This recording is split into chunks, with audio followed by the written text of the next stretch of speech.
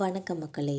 40 சீட்டு plus Rajya Sabha மேடையிலேயே Kumari கொந்தளித்த Premalatha அவர்கள்.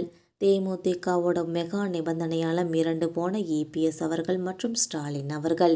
இந்த மாதிரியான தகவலை பற்றி இந்த வீடியோவில் நம்ம விரிவாக பார்க்கலாம் வாங்க.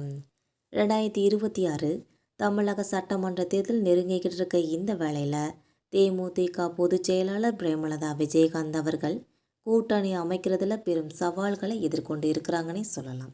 ஒரு காலத்தில் தமிழக அரசியலில் ஒரு தவிர்க்க முடியாத ஒரு மூன்றாவது சக்தியாக தான் உருவெடுத்தாங்க தேமுதிக. இப்போ நிலவர அரசியல் சூழலில் எந்த அணியில் சேர்றதுன்ற ஒரு குழப்பத்தில் இருக்காங்க என்பது அரசியல் வட்டாரங்களில் உள்ள கருத்துக்கள்னு சொல்கிறாங்க.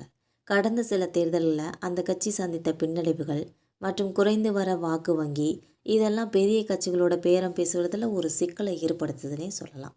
திமுக மற்றும் அதிமுக என்ற 2 திராவிட கட்சிகளுமே தங்களோட கூட்டணி கணக்குகளை தயார் செஞ்சு வந்துக்கிட்டு இருக்க இந்த நிலைமையில் தேமுதிக இன்னும் எந்த பக்கமும் உறுதி செய்யப்படாமல் இருக்குது.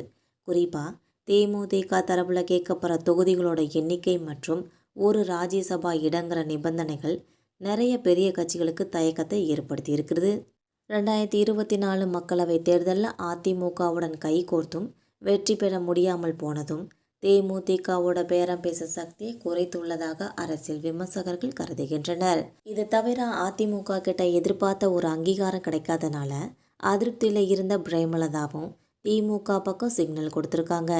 ஆனால் திமுக கூட்டணியில் ஏற்கனவே நிறைய கட்சிகள் அங்கம் வகிக்கிறதுனால தேமுதிக கேட்குற எண்ணிக்கையில் இடங்களை ஒதுக்கீடு செய்கிறதுங்கிறது அந்த கட்சிக்கு ரொம்ப சிரமமாக இருக்குதுன்னே சொல்லலாம். இதனால் யாரும் இன்னும் எங்களை முறைப்படி பேச்சுவார்த்தைக்கு கூப்பிடலை இப்படின்னு சொல்லி பிரேமலதா அவர்கள் வெளிப்படையாக சொல்லியிருக்காங்க.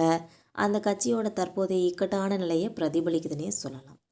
தனித்து போட்டிடுறதை தவிர்த்துட்டு ஒரு கௌரவமான கூட்டணியில் இணையணுங்கிறது தான் தேமுதிகவோட தற்போதைய நோக்கமாக இருக்குதுன்னே சொல்லலாம்.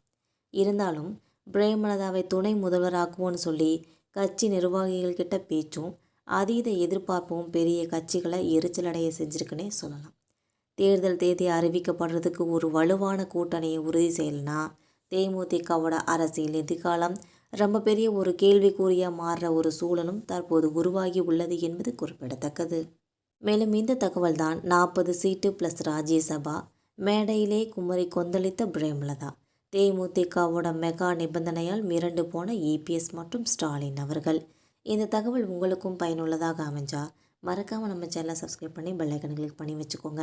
அப்போ தான் நம்ம போகிற இந்த மாதிரியான ரெகுலர் வீடியோக்கள் உங்களை உடனுக்குடன் நோட்டிஃபிகேஷனாக வந்து சேரும். தேங்க்யூ.